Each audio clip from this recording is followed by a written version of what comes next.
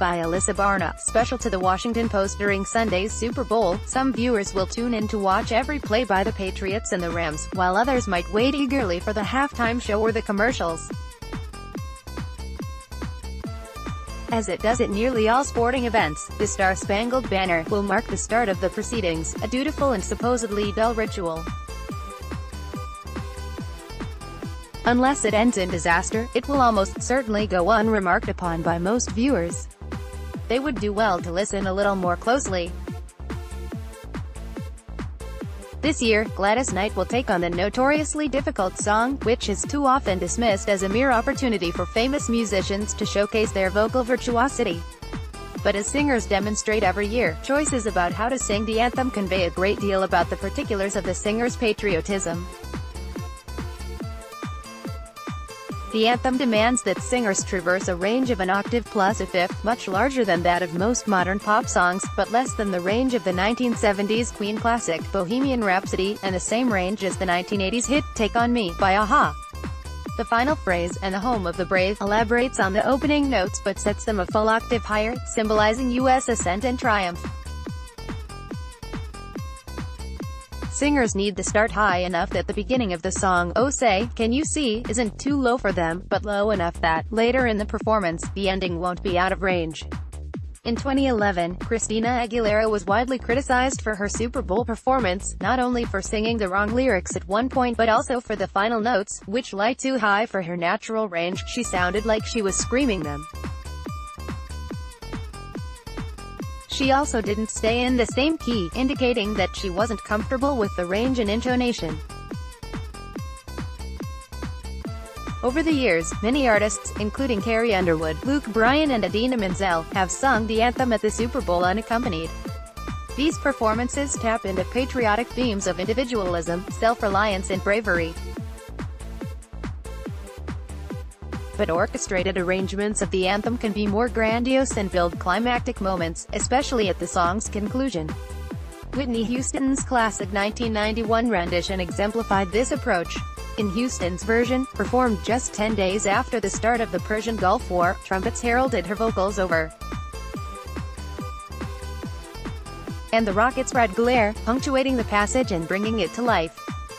She closed with a chord progression that led into a type of finale sometimes called a Hollywood cadence. All musical phrases end in a cadence, a series of chords that close the piece and end in the home key, but the Hollywood cadence uses chords outside of the key to surprise the audience. Partly because U.S. audiences are so familiar with the anthem, and partly because a Hollywood cadence is exciting, crowds intuit when a singer is taking this approach and often start cheering before the word "brave." Lady Gaga's 2016 Super Bowl performance drew massive audience applause at this moment. The chord progression alerts audiences to pay attention to the song's nationalistic final phrase. Several artists, including Mariah Carey in 2002 and Renee Fleming in 2014, have closed the anthem with a similar dramatic chord progression. One unusual attribute of the anthem is that, as Houston showcased in 1991, it can be reworked to fit different time signatures, or beats per measure. Typically the anthem has 3 beats per measure.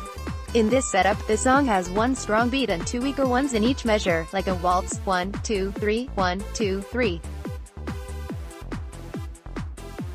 Houston's arrangement had 4 beats per measure, shifting the emphasis so there were 2 strong beats.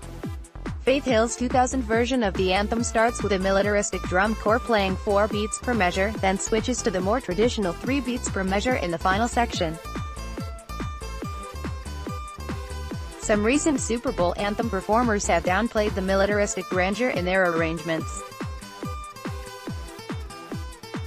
Lady Gaga in 2016 and Kelly Clarkson in 2012 each performed the song with 3 beats per measure and minimal accompaniment, Gaga with solo piano, Clarkson with a drum corps and a cappella backup singers. There was significantly less crowd noise during Gaga's performance until the big Hollywood cadence at the finish. Sports fans have already begun to make prop bets on Gladys Knight's rendition of the anthem, speculating on the duration and whether she will forget any lyrics. But how will her Star Spangled Banner match up to the musical details of previous performers? I suspect that she'll perform with a backing accompaniment track, as most singers have done in recent years. And while she'll probably sing with 4 beats per measure, I doubt that she'll rely on a drum corps. Instead, she'll probably offer an interpretation that aligns with her musical roots. Her tradition as a performer suggests that the anthem will be swinging and passionate, calling back to her musical style as the Empress of Soul. Barna has a master's degree in music theory from Indiana University and is a doctoral candidate at the Eastman School of Music. Bookmark nj.com/opinion. Follow on Twitter at NJ_opinion and find NJ.com opinion on Facebook. Get the latest updates right in your inbox. Subscribe to NJ.com's newsletters.